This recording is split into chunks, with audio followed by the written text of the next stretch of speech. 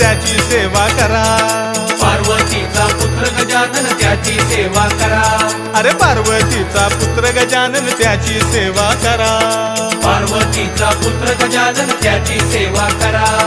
गजानना गजानना पार्वती नंदना मोरया गजानना. गजानना गजानना पार्वती नंदना मोरया गजानना. हे गजाननाची आवड मोठी धावत आलो आरतीसाठी. गजाननाची आवड मोठी धावत आलो आरतीसाठी. गजानना गजानना पार्वती नंदना मोरया गजानना.